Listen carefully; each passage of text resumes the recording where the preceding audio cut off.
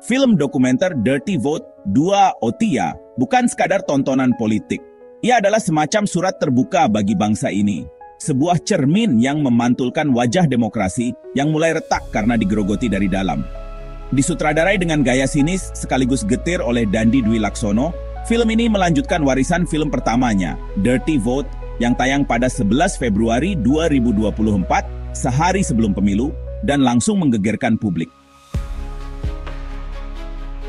Kala itu, 3 pakar hukum tata negara, Bivitri Susanti, Zainal Arifin Mokhtar, dan Ferry Amsari, membuka tabir praktik penyalahgunaan kekuasaan dalam kontestasi yang seharusnya menjadi puncak kedaulatan rakyat. Setahun berselang, Dirty Vote 2 datang dengan napas yang lebih panjang dan nada yang lebih pahit. Jika film pertama adalah alarm yang meraung keras di tengah malam demokrasi, maka sequel ini adalah laporan medis tentang tubuh republik yang sudah mulai dingin. Demokrasi Indonesia, menurut narasi film ini, kini bukan hanya dikepung oleh praktik kotor, melainkan sudah dikonstruksi ulang agar tetap tampak hidup, padahal ruhnya perlahan menguap. Konsep sentral Dirty Vote 2 dirangkum dalam 3 huruf O. Otot, otak, dan ongkos.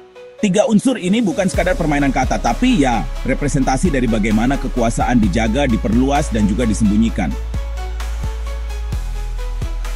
Otot merujuk pada kekuatan koersif militer, polisi, dan aparat keamanan yang kini tak lagi hanya berfungsi sebagai penjaga keamanan negara, tetapi juga sebagai penjaga rezim. Otak adalah simbol dari strategi politik dan manipulasi hukum. Bagaimana undang-undang direvisi, aturan diakali, dan lembaga-lembaga diubah orientasinya untuk melayani kepentingan kekuasaan. Sedangkan ongkos menggambarkan sumber daya ekonomi dan pembiayaan politik yang menopang seluruh sistem itu, dari konglomerat, dana negara, hingga lembaga keuangan strategis seperti Sovereign Wealth Fund yang diberi nama Danantara. Dalam film, ketiganya digambarkan bekerja secara simultan, seperti mesin besar yang dirancang bukan untuk melayani rakyat, tetapi untuk memastikan satu hal, kekuasaan tidak berpindah tangan. Salah satu bab paling mencolok dari Dirty Vote 2 adalah soal militerisasi dan politisasi aparat keamanan.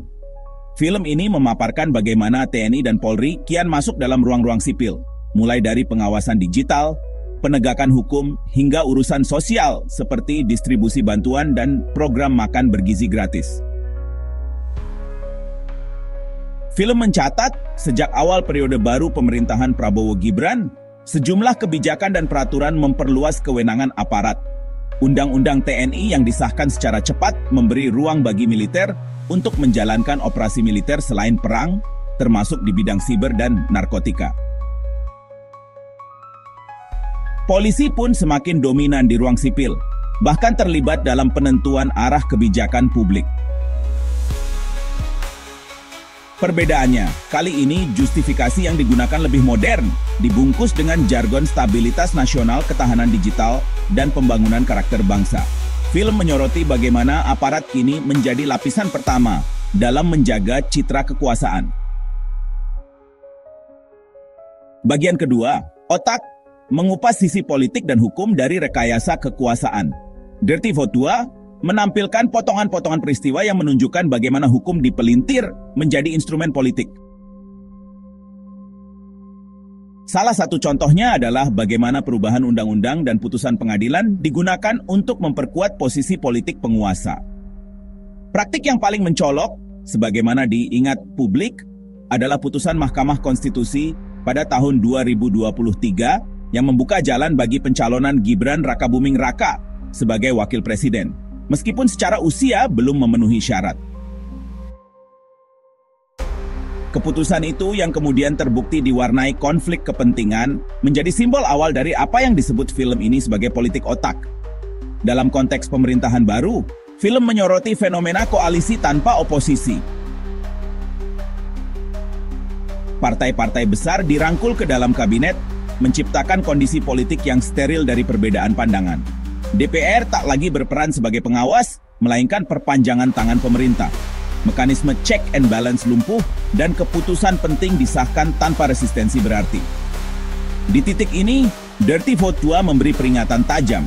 Ketika semua kekuasaan terkonsentrasi di satu poros, demokrasi berubah menjadi formalitas belaka. Elemen ketiga, ongkos, membedah dimensi ekonomi dari sistem kekuasaan ini. Film mengulas bagaimana jaringan bisnis, investasi, dan lembaga keuangan negara berperan dalam menopang kekuasaan politik. Salah satu sorotan utama adalah pembentukan Danantara, lembaga pengelola dana abadi atau Sovereign Wealth Fund, yang disebut-sebut menjadi alat pembiayaan pembangunan dan investasi strategis. Namun dalam film, Danantara ditampilkan sebagai instrumen baru untuk memusatkan kendali ekonomi di tangan segelintir elit. Beberapa proyek yang dibiayai melalui Danantara diduga beririsan dengan kepentingan kelompok bisnis yang dekat dengan kekuasaan. Di sisi lain, film juga mengaitkan kebijakan ekonomi yang pro-investor dengan meningkatnya ketimpangan sosial. Dalam sistem seperti ini, ujar salah satu narator, uang bukan hanya pelumas politik, tapi juga pengunci kekuasaan. Film juga menyoroti kemunculan skema baru seperti Patriot Bonds, instrumen keuangan yang digadang-gadang untuk membiayai program strategis nasional. Namun, di balik jargon patriotisme, mekanisme ini dinilai tidak transparan dan rawan konflik kepentingan.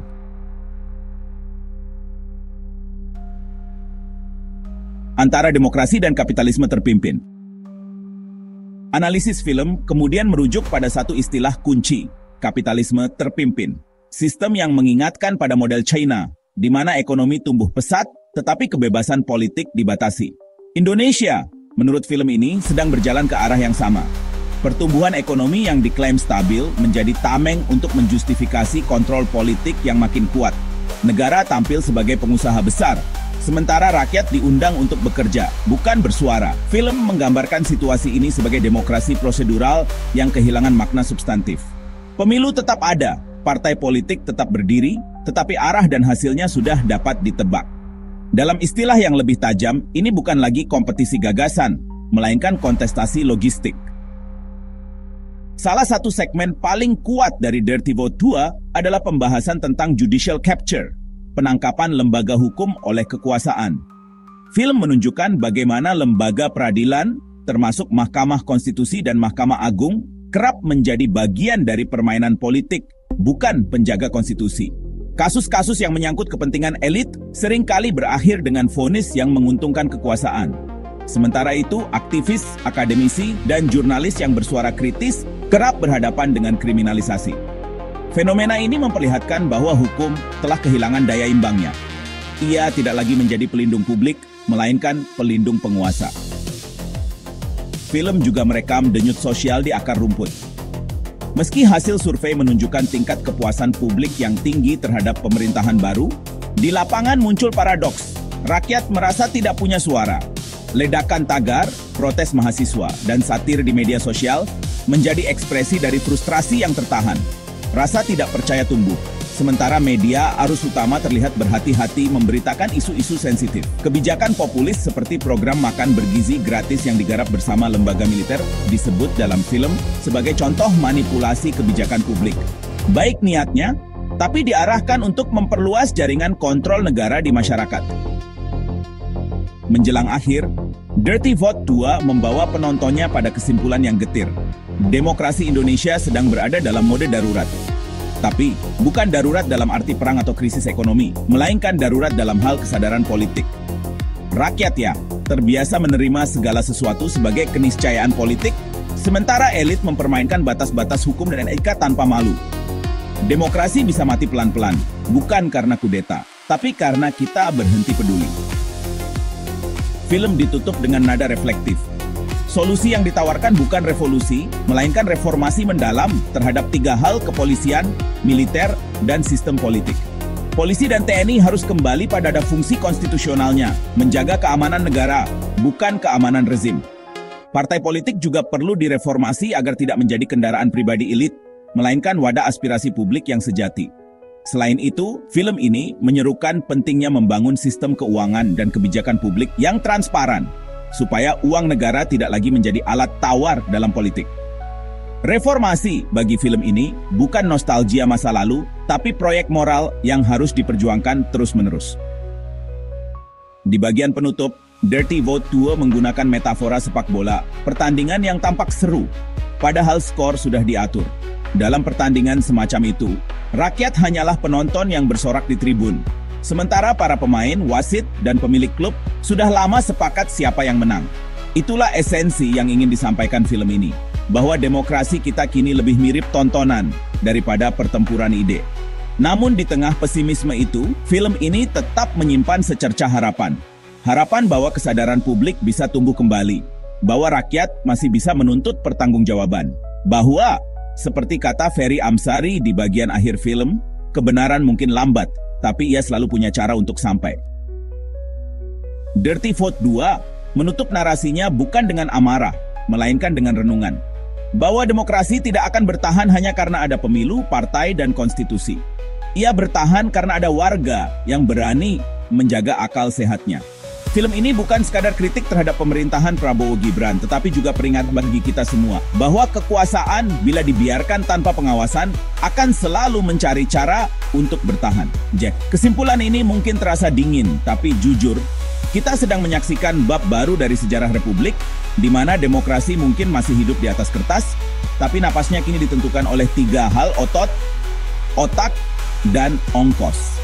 Dan selama 3 hal itu tak dikembalikan ke proporsinya, rakyat akan terus jadi penonton di panggung yang seharusnya milik mereka.